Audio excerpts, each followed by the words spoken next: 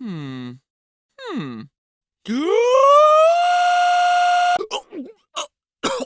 Stuck in my throat. Stuck in my throat.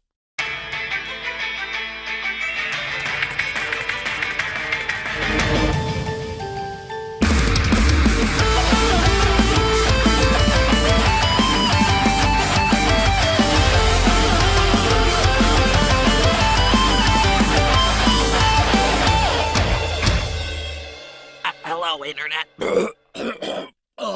Welcome to Game Theory, providing you with your weekly serving of free-range organic brain food since 2011. Now, in case the title, thumbnail, and opening gag didn't give it away, today we're gonna be discussing the playful pink puffball from Planet Popstar, the Warp Star Warrior, the dynamic Dreamlander, Kirby. For anyone that's unfamiliar with this series, and let's face it, if you don't know who Kirby is at this point, then you're going pretty far out of your way to avoid it. The Kirby franchise started back in 1992 with the initial entry Kirby's Dream Land, and has since launched over 24 games, selling over 35 million copies, which is more than double Metroid sales and triple Star Fox. And here's the internet wondering why Nintendo's so slow to release more Samus games. Why create a sprawling space opera when all you gotta do to sell some games is give a pink blob the superpower of friendship? I mean, look at that. He's holding an umbrella to stop the water. Oh, it's so cute! Take my money, Nintendo! I love Kirby games. I love Kirby games, which may come as a bit of a surprise considering that this is the first dedicated Kirby theory since the yarn bombing episode, and that one didn't have anything to do with him. If you're new to this channel or missed that one, or just want cringe miss to come early, watch that one. Click the eye icon in the upper right-hand corner of the screen.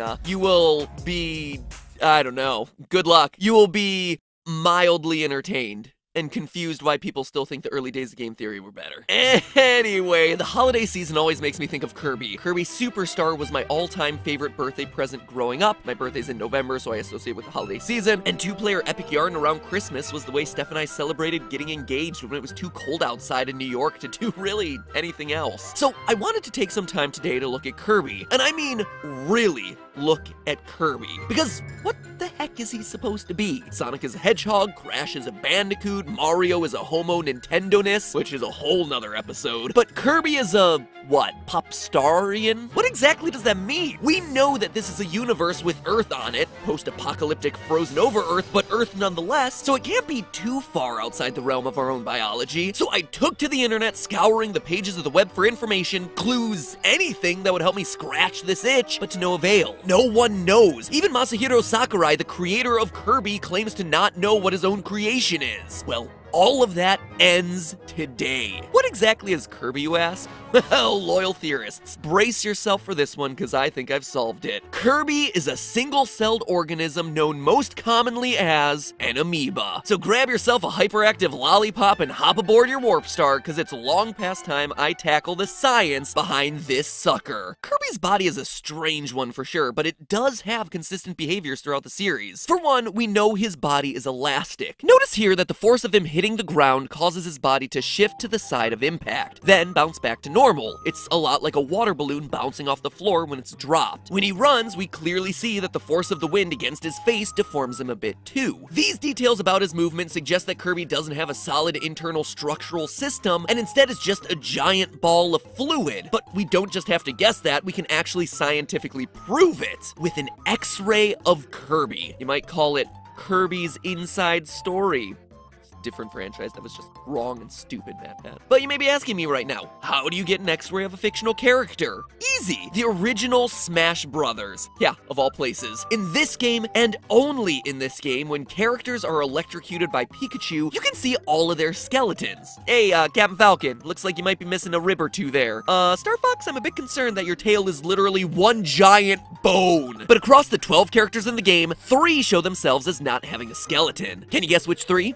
I'll wait, but not too long, because you literally have a pause button and you can just pause and think about it. Kirby is obviously one, because we wouldn't be talking about this if he did. Jigglypuff is another fairly obvious example. But you can see here for both of them, they clearly have no bones inside of them when compared to their bone-bearing opponents. And the third character, the one you might not have guessed, fun fact, is actually Samus, who doesn't reveal her skeleton, but rather her real body hidden inside of her spacesuit. Cool details, right? Now let's look at Kirby's arm hands. hand arms? Let's just call them nubblies. Kirby's nubblies. Kirby's been shown holding objects like hammers, whips, and swords, but in every single instance he's holding something, he never, ever sprouts fingers from his pink, stretchy, fleshy nubblies. Instead, it's almost like whatever he holds just sticks to him. But Kirby isn't just some sticky ball. He's making a choice to stick his nubblies onto these objects. Otherwise, anything he smacked, bumped, or ran into would stick to him. And I think it would be a very different game at that point. In fact, I know what game it would be at that point. It's a Katamari game. Katamari Kirby. Kirby Mari epic crossover. No need to pay me for the brilliant game idea, Nintendo. Just send me more of that Super Mario Odyssey cereal. As if I didn't collect enough moons in that game. Moving further up on the nubble, we see what's happening between his arm and his body. And it's kinda weird. Take a look at Kirby Return to Dreamland. In his running animations, Kirby just slides his hands up above his head, as if his nubblies are just rolling around on the surface of his body. They're not in one fixed position, like how our arms are attached at our shoulders, but rather the nubblies are able to shift where on his body they're springing out on, depending on the way that he's using them. This is also found in Kirby's Mass Attack and in Triple Deluxe, when he's floating, jumping, using the whip. Oh, and to make things even more interesting, his swimming animation in Return to Dreamland shows his arms forming on top of his face and then sliding down his sides. All the while, his body maintains the same spherical shape. This would be like having your arms sprout out of your forehead so you could reach the last Diet Coke on the top shelf, and then being able to slide all the way down to your legs to reach the double stuffed Oreos you tucked away in the bottom of the pantry. You know, the places you've hidden all the unhealthy food that you're trying to stay away from, but haha! My nubbly arms have beaten this foolproof healthy eating plan. Can you guys tell I'm trying to get healthy? It's clearly not working. While we're examining Kirby's behavior in the water, there are two other things to note here. One, he keeps the same shape even when inhaling, and two, even though he can float by inhaling a bunch of air on the land, he actually sinks underwater. Now, you might be asking yourself at this point, hey MatPat, all of these things seem really pointless. How does all of this prove that Kirby is an amoeba? Well, once I start explaining to you the defining characteristics of an amoeba, it's all gonna start making a lot of sense. As I slid past you earlier in the thesis statement to this video, amoebas are single-celled organisms, meaning they're made up of one cell as opposed to us who are made up of billions of different cells. They're also eukaryotic, which means they have a nucleus that tells the cell what to be, what to do, and how to do it. It's like the brain of the cell. Additionally, the life of an amoeba pretty much consists of moving around in a constant search for something to eat. Starting to make a few connections? Well, how about we piece this thing together? Kirby's water balloon-like body told us that he had to be filled with some sort of liquid, allowing him to maintain structure while still causing the deformations of his body that we saw when running and falling. Conveniently enough, amoebas are filled with a fluid called cytoplasm, which allows them to maintain some level of structure while still giving them enough elasticity to change their shape. Amoebas move around and grab things using stretchy appendages called pseudopods, Greek for false foot, that can form anywhere on their bodies. Basically, a lot of cytoplasm moves to a certain part of the cell, pushes out against the cell's membrane, and boom! New appendage filled with fluid made from just a bunch of stretched out outer casing, much like Kirby's little nubblies. If Kirby were indeed a form of amoeba, it would explain how he's able to form arms above, behind, or even in his face and still move his body without the use of a skeletal or muscular system. It would also explain his ability to selectively grab things that he wants from the environment around him. The science is a bit too complicated to get into right now, but basically amoeba have selectively permeable membranes, so certain things can pass through the cell and other things just can't. So likewise, Kirby could selectively choose to grab things with his nubblies or just let them be neutral and stay outside his membrane at all times. But don't worry, if having an arm coming out of your face wasn't exciting enough, there's even more benefits to the wonderful world of forming false feet all over your body. In multiple Kirby games, including Kirby Superstar, Return to Dreamland, and Kirby Triple Deluxe, Kirby has himself a guard ability. If you look at Kirby during this guard, he's just throwing up his arm and assumes a defensive stance. But how can he guard like this if he's just a big squishy water balloon ball? Well, the amoeba theory has an answer for that too. When placed in extreme situations, amoebas are able to form cysts, basically like a thick layer of skin that hardens in order to protect themselves. Since he isn't shown using a shield or some other form of protection, just his little nubbly, this has to be the only logical explanation for this ability. Otherwise, he'd just begin his soft little nubblies cut off. And nobody, and I mean nobody, wants to lose themselves a nubbly. Still not convinced? Well, the amoeba theory accounts for yet another oft-overlooked Kirby skill, division. In most Kirby games, but notably Kirby Mass Attack, he's shown being split into pieces with each piece still able to function. Not as a hive mind, but rather as separate individuals. Each Kirby is able to operate on its own and without the use of something giving it orders. So how would this work if he were indeed an amoeba? Well, as an amoeba, he only has one nucleus, which means that this would only work if a fragment of that nucleus happened to be in a part that got itself cut off. But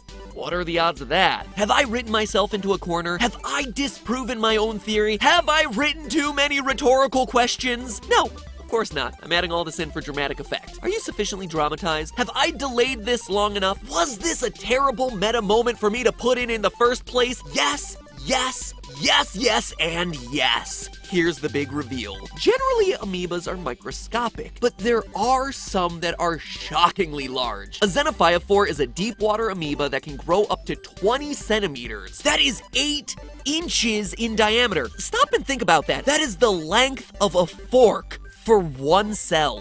One cell. That is enormous! If you were to fill that one cell using a typical human cell, it would take 100 billion cells. And if you're thinking that's impossible for one cell with one nucleus to be that massive, well, you wouldn't be completely wrong. Where the typical eukaryotic cell has one nucleus that does one job, this bad boy has thousands, which would completely negate any need for precision when it comes to Kirby's multiplication, or should I say, Kirby's cellular division. Kirby can get cut into as many pieces as he has nuclei for, and he'd still be able to regenerate without breaking a sweat. But here's the kicker, the biggest twist of them all. Remember how I said that these things grow up to be about 8 inches in diameter? Well, according to Nintendo of Japan and Super Smash Bros., Kirby's official canon size, 8 inches.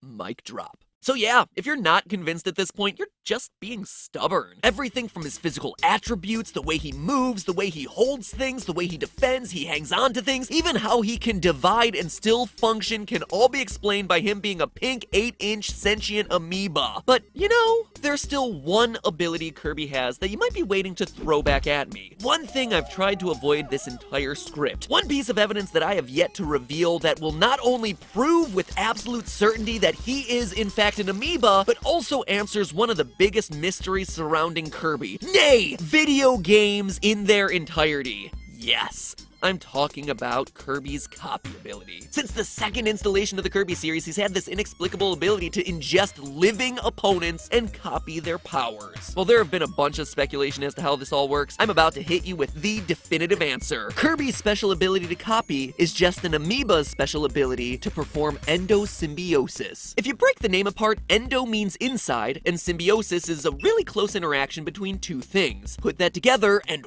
wham! An interaction between two things that's formed on the inside. In the theory of evolution, it's proposed that one of the ways simple prokaryotic cells, or cells without a nucleus, turned into the more advanced eukaryotic cells is by doing just that. Endosymbiosis. Cells ingested one another and just started sharing abilities because it was evolutionarily beneficial. A great example of this can actually be found in our own cells right now. The little organelle inside your cell responsible for what is essentially energy production is called mitochondria. Mitochondria actually has its own DNA separate from the DNA of the rest of the cell. This lends to the theory that the mitochondria was, at one point in history, its own organism, and that a simple cell had ingested it. That cell gained the mitochondria's energy production ability by literally sucking it in and eating the mitochondria. Other traces of endosymbiosis can be found in a plant cell's ability to use oxygen to create energy. Oh, what's that? A new oxygen-rich atmosphere? Well, let me just eat a cell that can metabolize oxygen.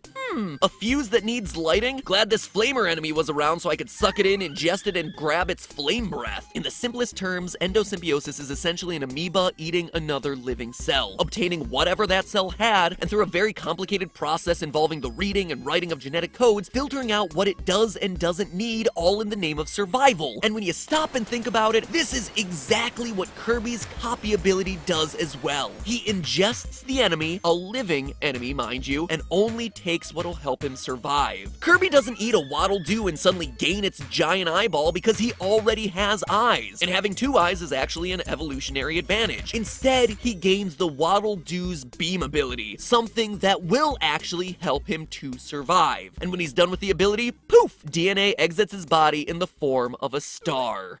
Kirby the Star Warrior? More like Kirby the Cell Warrior. But hey, it's getting close to the holidays. So before this episode ends and you run off to your holiday parties waving your spiral sliced ham over your head, why not pay less for that spiral sliced ham? And a whole lot of other stuff that you're buying online, like those last minute presents you're gonna order for your parents any day now, but you just keep putting off, and oh my god, is it only 48 hours until Christmas? And I still have nothing? How did this happen?